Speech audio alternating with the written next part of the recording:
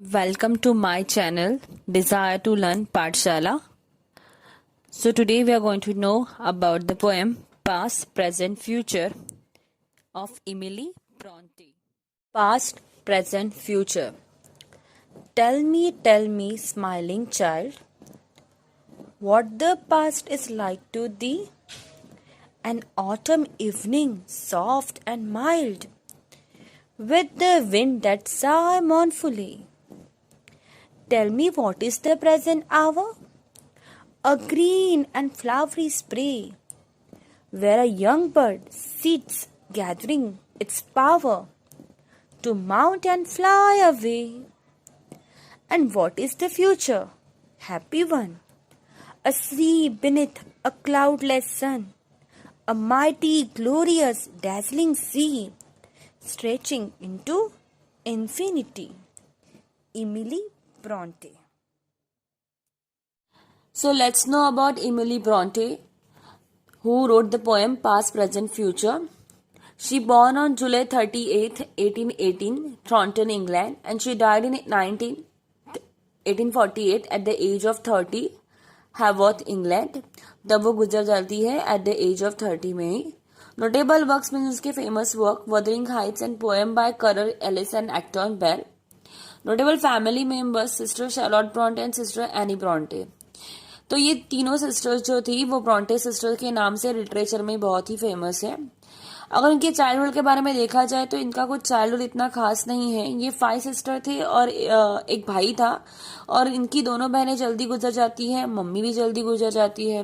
फिर फीस ज़्यादा होने के कारण उनको स्कूल छोड़ना पड़ता है, एंड फिर वो खुद से ही घर पे पढ़ते हैं, खुद से ही नॉवल लिखते हैं, खुद से ही तीनों बहनें पोएम लिखते हैं और इतने फेमस हो जाते हैं.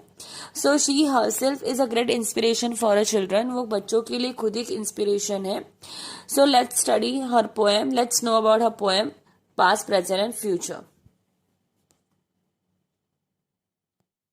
Okay.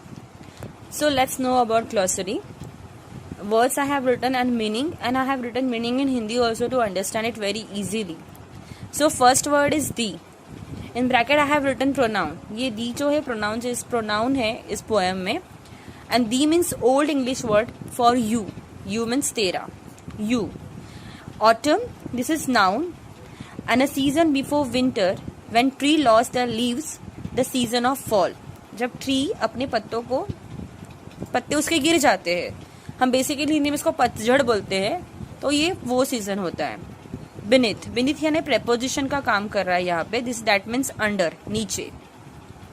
dazzling, it's an adjective, something that leaves you in awe, extremely beautiful. यानी कुछ कोई चीज है बहुत ही सुंदर है, वो हमको चकित कर देती है. That is dazzling. Glorious, it act as an adjective, something that is worthy of receiving praise. यानी कोई चीज है बहुत महान है, उसकी हम प्रेज कर सकते हैं, हम उसकी प्रशंसा कर सकते हैं. Infinity, here it is noun that has no end. कोई चीज को एंड नहीं है, जैसे हम यूनिवर्स को बोलते कोई एंड नहीं है, अनंतता, that is infinity. Mighty, it's an adjective, huge and powerful in an impressive way. यानी कोई भी बहुत ताकतवर है, इम्प्रेसिव है, ताकतवर. जैसे टीवी पे कार्टून आता है माइटी राजू, तो उसमें mighty Raju means what? Raju is very powerful, mighty उसके बाद बहुत ताकत है. Mount, it's a verb to get on something, to climb, चढ़ना. ये एक वर्ब है और इसका मतलब है चढ़ना, to climb, to get on something. Mournfully, it's an adjective, in a sad, unhappy manner. अफसोस जताना sad manner में, that is mournfully. Sigh, it's a verb, to let out long breath slowly to express sadness. एक लंबी सांस लेना, मैंने एक सांस लेना, उस सांस में लगे कि हम बहुत दुखी हैं, that is sadness, that is sigh. Spray, Here a small branch of tree bearing flowers. यानी एक पतली शाखा है प्लांट की, ट्री की, और उसके ऊपर फ्लावर्स आए हैं, that is spray. So let's understand the poem. तो मैंने ये पोएम जो है वो इस 3 स्टैंजास को मैंने 3 पार्ट्स में डिवाइड किया है. First stanza past, second present, and third is future. So let's know about the first stanza. Tell me, smiling child, what the past is like to thee. तो यहाँ पे फर्स्ट स्टैंजा में narrator जो है वो smiling innocent child को उसके past के बारे में पूछ रहा है. तो बच्चा बोल रहा है, an autumn evening soft and mild with the wind that sighs mournfully. तो बच्चा यहाँ पे कह रहा है कि ये ऑटम इवनिंग जैसा है. मेरा जो पास्ट है वो ऑटम इवनिंग जैसा है. वो जो गुजर गया है सॉफ्ट एंड माइल्ड है. कुछ अच्छी बातें हैं, कुछ बुरे यादें हैं. और इस तरह से जैसे कि ऑटम सीजन में पत्ते जो है पेड़ों से गिरते हैं, झड़ते हैं, उसी तरह ये धीरे धीरे मॉर्नफुली गुजर रहा है. और ये जो गुजरा हुआ पल है उससे बच्चा बहुत अनहैप्पी है जो पास्ट गुजर गया है, और वो सोच रहा है ये कभी नहीं आएगा. Tell me what is the present hour. अभी नरेटर यहाँ पे बच्चे को पूछ रहा है कि तेरा वर्तमान, तेरा प्रेजेंट कैसा है. तो बच्चा कह रहा है, a green and flowery spray where young bird sits gathering its power to mount and fly away. तो बच्चा कह रहा है ये स्प्रिंग सीजन जैसा है. एवरीवेयर ग्रीनरी है, हरियाली है, फूल है, और झाड़ के ब्रांच के ऊपर यंग बर्ड, नन्ना बर्ड जो है वो बैठा हुआ है और कोशिश कर रहा है, ट्राई कर रहा है उड़ने की. तो इन शॉर्ट ये प्रेजेंट जो है, वर्तमान जो है, वो हमें क्या सिखा रहा है. वो अपनी पूरी ताकत इकट्ठा कर रहा है, मेहनत कर रहा है, बहुत होपफुल है कि जिंदगी में कुछ करना है. ये फ्यूचर से प्रेजेंट जो है बहुत रिलेटेड है. So he is working on present, कि प्रेजेंट पे जब काम करेंगे तो क्या होगा, हमारा आने वाला फ्यूचर जो है उसमें हमें फल मिलेंगे. Third, future. And what is the future happy one. अभी बच्चे को पूछ रहा है फ्यूचर कैसा है, तो हैप्पी वन है. तो बच्चा पूछ रहा है कि बच्चा बोल रहा है, अ सी beneath a cloudless sun, a mighty glorious dazzling sea stretching into infinity. अरे बच्चा कह रहा है एक घना समुंदर है जहां पे पूरी सूरज की रोशनी फैली हुई है. बादल नहीं है, क्लाउडलेस सन, बहुत शक्तिशाली, चकित करने वाला, महान, और अनंतता तक, पूरा यूनिवर्स तक जैसे फैला हुआ है. यूनिवर्स कैसा फैला, वैसे अनंतता तक ये फैला हुआ है. यहाँ पे सी की तरह हमारा फ्यूचर है. इस तरह से हमारा फ्यूचर है, मैग्निफिसेंट है, चकित करने वाला है, एक्साइटिंग है. और ये हमें फ्यूचर हमें बता रहा है कि हमें बहुत आगे बढ़ना है, बहुत कुछ करना है, और हम करने वाले हैं. ये हमें फ्यूचर दिखा रहा है. तो हमें इस पोएम से क्या सीख मिलती है. Past is something to be longed, जो गुजर गया है हम उसको चाहते हैं, हम विश करते हैं वापस आए. Present something to be plan, जिसमें हमें कुछ योग्य निर्णय लेके कुछ प्लानिंग करनी है जिंदगी के लिए, आगे बढ़ने के लिए. और future is something to be look forward to. Future इस तरह से हम उसको देखते हैं कि वो हमारा भविष्य बहुत उज्जवल होना चाहिए, बहुत अच्छा होना चाहिए. इस तरह से हम फ्यूचर को देखते हैं. पोएम एनालिसिस जो है वो बच्चों को अपनी खुद की पोएम सिस्टमैटिक मैनर में लिखने के लिए काम करता है. और हम जिस मुंबई गवर्नमेंट स्कूल में बच्चों को पढ़ाते हैं वहाँ पे स्पेशली बच्चों को अपनी पोएम्स लिखने के लिए मार्क्स दिए जाते हैं. तो इसके लिए होपफुली इनको ये बहुत काम में आएगा. अगर वो उनको पोएम एनालिसिस करने, उनका स्ट्रक्चर पता होगा तो वो खुद से अपनी पोएम लिख सकते हैं. पोएम जो है वो 3 स्टैंजास में डिवाइड हुई है, 3 वर्सेस में. और ईच वर्सेस में ईच वर्स जो है, ईच स्टैंजा में 4 लाइन से उसको बोलते हैं क्वाड्रेन.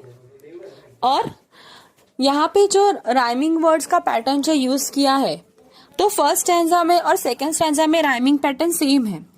अगर हम फर्स्ट लाइन देखें फर्स्ट स्टैंजा की, तो वो चाइल्ड से एंड होती है, और थर्ड लाइन जो है वो माइल्ड से एंड होती है. तो इनको हम नाम दे देंगे ए, चाइल्ड माइल्ड, क्योंकि साउंड जो है वो एक जैसा है. तो वहां पे जो उसका नाम आ जाएगा ए. और सेकेंड और फोर्थ लाइन को देखेंगे फर्स्ट स्टैंजा में, दी मॉर्नफुली. तो दी और मॉर्नफुली इनका भी साउंड जो है वो एक जैसा है, तो उनको हम नाम देंगे बी. तो ये हो गई ए बी, ये हो गया राइमिंग पैटर्न. सेम फॉलो हुआ है सेकेंड स्टैंजा में, our power spray away, A B.